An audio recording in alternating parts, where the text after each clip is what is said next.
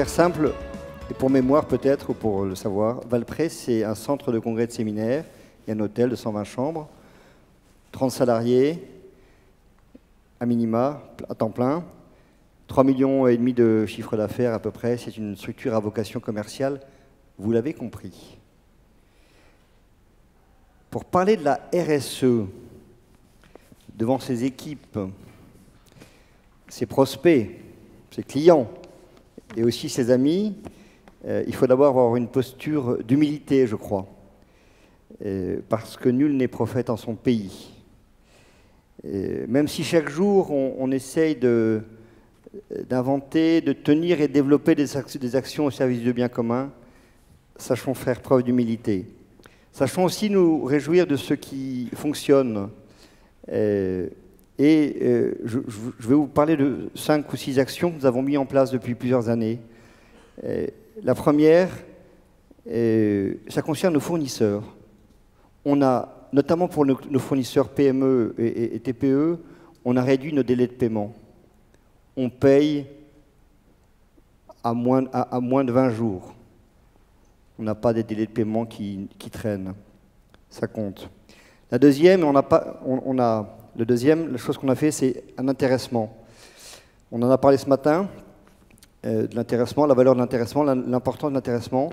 À Valprès, on a mis en place l'intéressement en 2006. Nous étions à ce moment-là une quinzaine de collaborateurs. Et depuis 2006, l'intéressement a toujours fonctionné. Et je peux vous donner des chiffres. Aujourd'hui, on reverse 40% du résultat d'exploitation à nos salariés. Pour parler aussi un peu français, parce que c'est important et c'est heureux. Pour un salarié qui est au SMIC, ça représente les années un peu basses autour de 3 000 €. L'an dernier, on a versé 4 000 € pour ce type de salarié, et c'est fondamentalement assis sur le nombre d'heures de présence et non pas sur la rémunération. Deuxième élément. Troisième élément, on a mis en place une collaboration avec un chantier d'insertion qui est la ferme d'à côté et qui nous livre les légumes dits anciens ou les légumes oubliés que vous avez eus à midi. Donc ils sont produits à côté par des gens qui sont en insertion. C'est bio, c'est un peu plus local parce que c'est livré par une brouette et ça arrive dans nos assiettes. On est quand même dans les choses un peu concrètes. C'est pas très philosophique, mais ça marche. Avec eux aussi, on a développé, avec ce chantier d'insertion, on a aussi on leur a confié l'entretien du parc, de la propriété. Il y a 6 hectares, c'est une propriété magnifique ici. Et donc on leur a confié l'entretien de la propriété. Ils arrivent à 15 ou 20, des jeunes ou des moins jeunes en insertion et en avant. Et vous avez vu aussi qu'on avait des jeunes à midi qui nous ont aidés pour le service. La transmission et la formation, c'est un élément essentiel de notre activité, de toutes les activités, bien entendu, les activités de service en particulier, et les activités de service autour de l'hôtellerie et de la restauration. C'est un très beau métier, mais on ne devient pas comme ça hôtelier du jour au lendemain, on l'apprend, il y a toute la dimension de la transmission. Et ça, pour nous, ça rentre aussi dans la dimension de la responsabilité de l'entreprise, pour avoir demain des jeunes qui ont envie de travailler chez nous. Et bien entendu, tout ça, c'est reconnu par des labels. Alors, on a aussi fait 2 petits. On a fait 2 petits il y a quelques années. Alors, le premier petit qu'on a fait, c'était en 2002, ça s'appelle les Entretiens de Valprès. Ça a une dimension qu'on a aujourd'hui. Et puis, on a fait un deuxième petit il y a quelques années, il y a 4-5 ans, la pépinière de Valprès. Jean-Sébastien va rentrer plus dans les détails que tout à l'heure. Deuxième petit à vocation sociale. Les 2 petits, ces 2 petits qu'on a fait, ils sont encore jeunes, ils sont encore fragiles, même si François est un peu costaud, mais ils restent encore fragiles, donc on les aide financièrement. Voilà. Responsabilité sociale de l'entreprise, qu'est-ce qu'on fait? On les aide aussi financièrement. En fait, le message que je voulais vous faire passer, c'est assez simple, c'est en venant à Valprès avec vos équipes, bon, vous serez bien nourris, vous serez bien accueillis, vous serez bien nourris, vous serez bien soignés, je crois, puis les tarifs sont intéressants, je crois aussi. Mais au-delà de ça, je pense que en venant à Valprès, vous savez que grâce à vous, l'écosystème de Valprès crée du bien autour de vous. Et je crois que c'est ça ce que l'on cherche, c'est grâce à nos clients et à l'écosystème de Valprès de faire du bien autour de nous.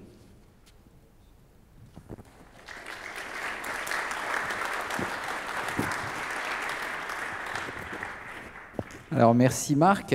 Nous, la pépinière, effectivement, ben, on est un petit, comme disait Marc, de ce bel écosystème qu'est Valprès, avec une intuition forte qui est de se dire il faut faire quelque chose en faveur de l'emploi des seniors, parce que quand on a 45, 50 ans, qu'on est mis à la porte de son entreprise, qu'on est un peu écarté, qu'on est à un moment un peu compliqué dans sa vie professionnelle, ça a des impacts très forts dans sa vie personnelle, des impacts patrimoniaux, des impacts familiaux parfois, qui peuvent conduire jusqu'au divorce, et ces ruptures sont difficiles à vivre.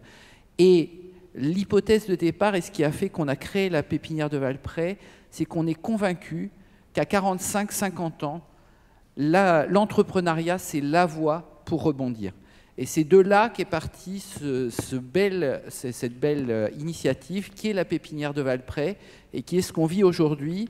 Aujourd'hui, la pépinière de Valprès, c'est quoi? C'est 18 créateurs qui sont parmi nous, qui sont juste en face, en fait. Donc, physiquement, c'est là-bas, parce que j'ai toujours un peu de mal à me repérer géographiquement, mais c'est juste là.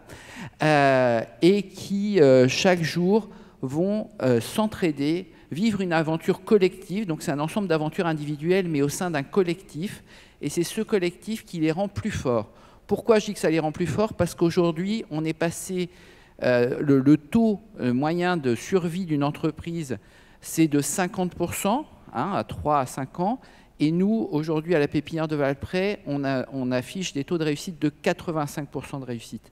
C'est ça qui fait la force de la pépinière, parce que dans notre responsabilité, dans notre ADN, et ce qui nous a été transmis par Marc, par les frères également, c'est de pouvoir porter, accompagner ces personnes qui sont des personnes de 45, 50, 55, voire 60 ans, leur redonner confiance pour avancer, pour créer leur entreprise et que cette entreprise soit un véritable succès et que ça leur permet de retrouver une place dans la société. Alors aujourd'hui, la pépinière, évidemment, elle vit, comme disait Marc, pas d'amour et d'eau fraîche. Les créateurs financent toute la partie immobilière parce que c'est important aussi que les créateurs puissent être aidés au démarrage. Donc on ne leur demande pas de financer tout l'ensemble, mais on leur demande de financer à minima la partie immobilière et c'est ce qu'ils font.